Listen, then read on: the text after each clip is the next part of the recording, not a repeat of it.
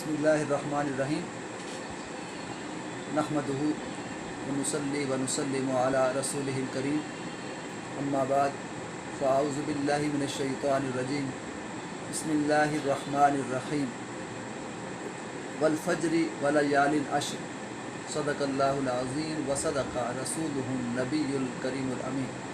इन्नल्लाहा व मलाइकतहु युसल्लूना अलन नबी या अय्युहल्लज़ीना आमनू सल्लु अलैहि व सल्लिमू तस्लीमा सलातु वस्सलामु अलैका या सय्यदी या रसूलल्लाह व अला आलिका व सहाबिका या सय्यदी या हबीबल्लाह अल्लाहुम्मा सल्लि अला सय्यदीना व मौलाना मुहम्मदिन व अला आलिहि व सहबिहि व बारिक वसल्लम। सबसे पहले तो मैं पूरी मुस्लिम उम्मा को मुबारकबाद पेश करता हूँ। माह ज़िलहज्जा वो शुरू हो चुका है, तो इसकी फजीलत के हवाले से ख़ास तौर पर जो 10 दिन और दिन 10 रातें हैं, इस पर इंशाअल्लाह ताला थोड़ी देर के लिए मैं आपसे कलाम करूँगा। बाज़ अहबाब के फ़ोन भी आए, ख़ास तौर पर हमारे बड़े प्यारे भाई हैं, उन्होंने फ़ोन करके मुझे ये कहा कि चूँकि ये 10 दिन 10 रातें हैं, बड़ी अहमियत की हामिल हैं माह ज़िलहज की,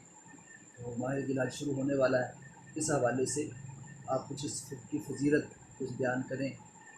ताकि हमारे लिए वो सुनकर हम उस पर फिर अमल भी कर सकें। तो मैंने अपनी मसरूफियात बताई। अब ज़ाहिर है कि अब मैं गोशनशी हो चुका हूँ, क्योंकि अब PhD का मुकाला वो जमा कराना है, वो थीसिस पर काम कर रहा हूँ। सिर्फ नमाज़ों के लिए मैं बाहर निकलता हूँ मस्जिद के लिए, या फिर किड्स में जब पढ़ाने के लिए टीचिंग के लिए जाता हूँ। लेकिन उन्होंने बड़ी प्यारी बात की। मोहतरम फ़हीम कुरैशी साहब हमारे भाई हैं, उन्होंने फ़ोन पर उन्होंने कहा कि आपको तो 10-15 मिनट लगेंगे, लेकिन हमारा बहुत ज़्यादा फ़ायदा हो जाएगा। इस हवाले से मैंने चाहा कि मैं आपसे हम कलाम हूँ और कुछ जो ये 10 दिन रातें हैं, ख़ास तौर पर माह ज़िलहज की, इस हवाले से बात की जाए और हुज़ूर के जो मामूलात थे वो क्या थे, कुरान और हदीस इस बारे में हमें क्या इरशाद फरमाता है। कुरान पाक की जो आयत मुक़द्दसा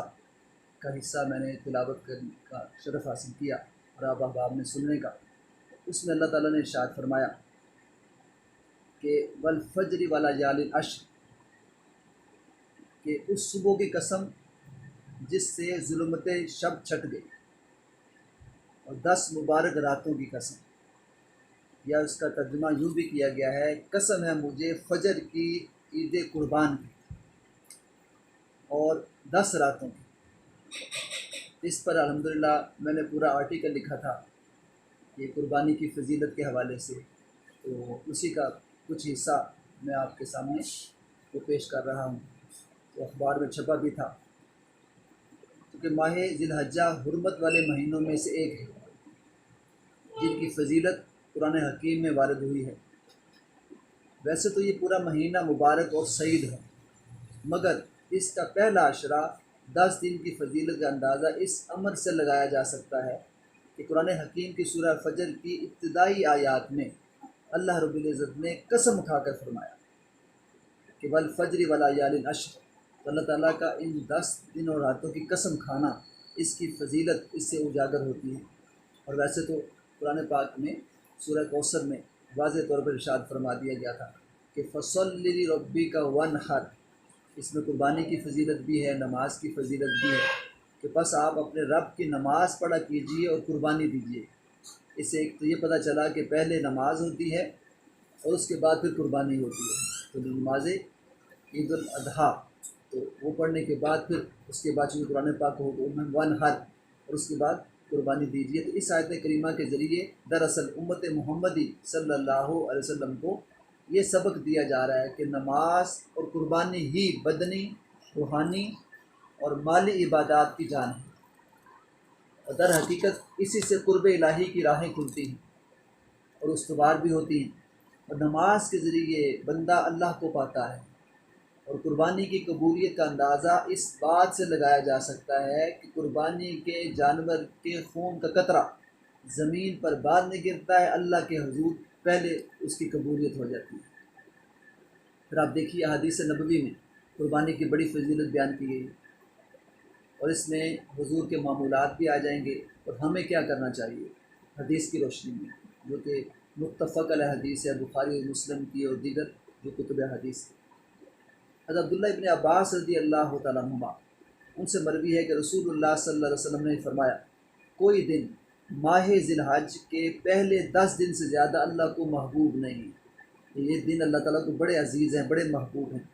یہ سن کر صحابہ کرام نے عرض کیا، یا رسول اللہ صلی اللہ علیہ وسلم، کیا اللہ کی راہ میں جہاد کرنا بھی اللہ کو محبوب نہیں؟ اس پر رسول اللہ صلی اللہ علیہ وسلم نے ارشاد فرمایا، ہاں، جہاد فی سبیل اللہ بھی اتنا زیادہ محبوب نہیں ہے، مگر وہ آدمی جو اپنی جان اور مال کے ساتھ نکلتا ہے اور سب کچھ اللہ کی راہ میں قربان کر کے کسی چیز کے ساتھ واپس نہیں آتا، وہ زیادہ اللہ تعالیٰ کو محبوب اور پسندیدہ ہے۔ اسی طرح ام المومن حضرت ام سلمہ رضی اللہ تعالیٰ عنہ ان سے مروی ہے کہ رسول اللہ صلی اللہ علیہ وسلم نے ارشاد فرمایا، جب ذو الحجہ کا عشرہ شروع ہو جائے تو تم میں سے کوئی قربانی کا ارادہ کرے، اسے چاہیے کہ وہ اپنے بال اور جسم میں سے کچھ نہ چھوئے،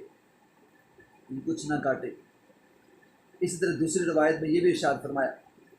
کہ وہ نہ بال منڈوائے اور نہ اپنے ناخن ترشوائے۔ یہ بھی سنت مصطفیٰ ہے کہ جنہوں نے قربانی کرنی ہے تو وہ ان چیزوں سے اوائڈ کریں اور پرہیز کریں۔ اسی طرح ایک اور روایت میں آقا دو جہاں صلی اللہ علیہ وسلم نے ارشاد فرمایا، جو شخص ماہ ذی الحج کا چاند دیکھ کر قربانی کا ارادہ کرے، اسے چاہیے کہ اپنے بال نہ کتروائے اور نہ ناخن اتروائے۔ یہ مسلم شریف کی روایت ہے اور پہلی بخاری شریف کی تھی، اس کا مطلب بخاری اور مسلم کی متفق علیہ جو روایات ہیں اس میں باقاعدہ طور پر ان چیزوں سے منع کیا گیا ہے۔ ام المومن حضرت عائشہ صدیقہ رضی اللہ تعالیٰ عنہ سے مروی ہے کہ حضور نبی کریم صلی اللہ علیہ وسلم نے ارشاد فرمایا، یوم النحر یعنی 10ویں جو ذو الحجہ ہے، اس میں ابن آدم کا کوئی عمل خدا کے نزدیک قربانی کرنے سے زیادہ پیارا نہیں، اور وہ جانور قیامت کے دن اپنے سینگ، بال اور کھروں کے ساتھ آئے گا، اور قربانی کا خون زمین پر گرنے سے پہلے خدا کے ہاں شرف قبولیت حاصل کر جاتا ہے، لہذا اسے خوش دلی سے کیا کرو۔ نہ صرف یہ بلکہ چونکہ یہ سنت ابراہیمی ہے، حضرت ابراہیم علیہ السلام نے تو اپنے بیٹے کو قربان کر دیا تھا اللہ کی بارگاہ، اور بیٹا ہو تو ایسا ہو، اولاد ہو تو ایسی ہو، انہوں نے بھی حق ادا کیا۔ تو جب حضرت ابراہیم علیہ السلام نے کہا اپنے بیٹے اسماعیل علیہ السلام سے، اے بیٹے، میں نے خواب دیکھا ہے تجھے ذبح کر رہا، انی اذبحک فانظر ماذا تری، تو آپ کے اس بارے میں کیا خیال ہے؟ تو قربان جائیں۔ جو انہوں نے جواب دیا، یہ ہے اولاد کا فرض کہ اولاد ایسی ہو، تربیت یافتہ ہو اور باپ کی خدمت گزار ہو۔ باپ کے چہرے کو تکنا عبادت ہے، ماں کے قدموں تلے جنت ہے۔ تو گھر میں بھی اللہ تعالیٰ نے ہمیں یہ چیزیں دی ہیں، ان کی قدر کریں۔ اب دیکھیے کہ انہوں نے کیا کہا، انہوں نے کہا کہ اے میرے والد گرامی، جو آپ کو حکم ملا ہے آپ اس پر عمل کیجیے، مجھے صبر کرنے والا پائیں گے۔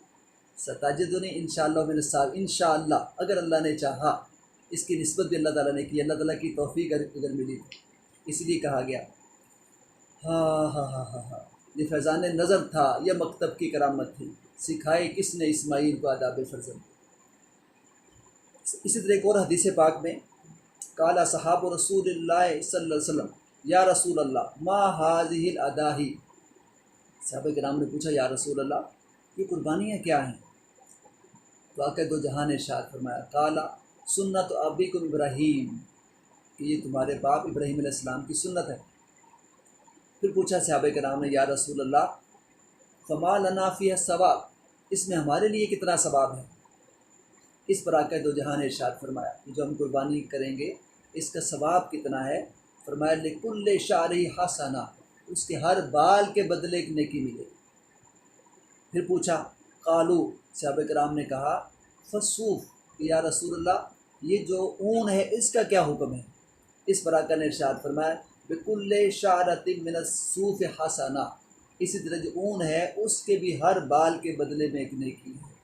اور آپ اندازہ کیجئے کہ جو جانور ہے اس کے جو بال ہوتے ہیں وہ انکاؤنٹیبل ہوتے ہیں، کاؤنٹ لیس ہوتے ہیں، نہ یہ شمار میں نہیں آ سکتے، جس کا مطلب یہ ہوا آقا دو جہاں یہ فرما رہے ہیں کہ قربانی کا اتنا ثواب ہے جو کہ شمار میں نہیں آ سکتا۔ اسی طرح حضرت عبداللہ ابن عمر رضی اللہ تعالیٰ عنہما سے مروی ہے کہ حضور نبی کریم صلی اللہ علیہ وسلم نے مدینہ منورہ میں 10 سال قیام فرمایا، تو 10 سال آقا دو جہاں نے قربانی کی، ہر سال حضور قربانی کرتے تھے اور کوئی سال بھی مس نہیں کیا۔ اس کو جامع ترمذی نے بیان کیا۔ حضرت ابو ہریرہ رضی اللہ تعالیٰ عنہ سے مروی ہے کہ رسول اللہ صلی اللہ علیہ وسلم نے فرمایا کہ جس میں وسعت ہو اور وہ قربانی نہ کرے تو وہ ہماری عید گاہ کے قریب نہ آئے۔ اس کا مطلب جو صاحب نصاب ہیں، جن کو واجب ہے زکوٰۃ، جن کے اوپر فرض ہے تو ان کے اوپر قربانی واجب ہے، اور ہر ایک کے لیے سنت بھی ہے۔ جن کو اللہ پاک نے وسعت دی ہے ان کو ضرور قربانی کرنی چاہیے، اس لیے کہ حضور نبی کریم صلی اللہ علیہ وسلم ہر سال قربانی کرتے تھے، اور پھر ان کی طرف سے، حضور کی طرف سے حضرت سیدنا علی المرتضیٰ رضی اللہ تعالیٰ عنہ مولا کائنات وہ قربانی کیا کرتے تھے، اور آقا دو جہاں نے تو امت کی طرف سے بھی قربانی کی۔ اب جو لوگ چلو کرونا وائرس کی وجہ سے اب جن کے حالات اچھے نہیں ہیں، مالی حالات، تو اب وہ اگر قربانی نہیں کر سکتے تو ان کو بھی پریشان نہیں ہونا چاہیے، کیونکہ آقا دو جہاں نے ان کی طرف سے قربانی کر دی ہے اپنی غریب امت کی طرف سے۔ تو لیکن جن کو اللہ پاک نے وسعت دی ہے، جو صاحب نصاب ہیں، صاحب وہ ثروت ہیں، اللہ پاک نے ان کو مال و دولت دی ہے، ان کو چاہیے کہ حضور کی طرف سے بھی قربانی کرے۔ اور یہ سیدنا علی المرتضیٰ رضی اللہ عنہ کی سنت بھی ہے۔ میرے والد گرامی حضرت پیر طریقت الحاج حکیم محمد عبد الخالق نقشبندی مجددی جماعتی رحمۃ اللہ علیہ المعروف بابا جی جناح والے، تو الحمد للہ تعالیٰ ہر سال بڑی قربانی کرتے تھے، اور ہمیں اچھی طرح یاد ہے وہ ہر سال 15 سے 20 قربانیاں کیا کرتے تھے۔ اپنے گھر والوں کی طرف سے تو انہوں نے کرنی ہوتی تھی، اپنی اولاد کی طرف سے، اپنی طرف سے، والدہ محترمہ کی طرف سے، لیکن اس کے باوجود وہ شروع ہوتے تھے حضرت آدم علیہ السلام سے، اور پھر حضرت ابراہیم علیہ السلام، پھر حضرت اسماعیل علیہ السلام ان کی طرف سے، پھر صحابہ کرام کی طرف سے، اہل بیت اطہار کی طرف سے، سیدہ کائنات کی طرف سے، مولا کائنات کی طرف سے قربانیاں کرتے تھے، عشرہ مبشرہ کی طرف سے کرتے تھے، خلفاء اربعہ کی طرف سے وہ قربانیاں کرتے تھے، اور اس کے بعد پھر اپنی جو واجب قربانی تھی۔ اس کا مطلب یہ ہوا جس کو اللہ پاک نے وسعت دی ہے ان کو چاہیے کہ وہ ضرور قربانی کریں، اور اس کی میں نے اہمیت اور فضیلت آپ کو بتا دی ہے کہ قربانی کے خون کا قطرہ زمین پر بعد میں گرتا ہے، اللہ کے ہاتھ حضور پہلے وہ قبولیت کا شرف حاصل کر لیتا ہے۔ اللہ تعالیٰ مجھے بھی اور آپ کو بھی اور امت مسلمہ کو سب کو قربانی کرنے کی توفیق عطا فرمائے۔ وما علینا الا البلاغ۔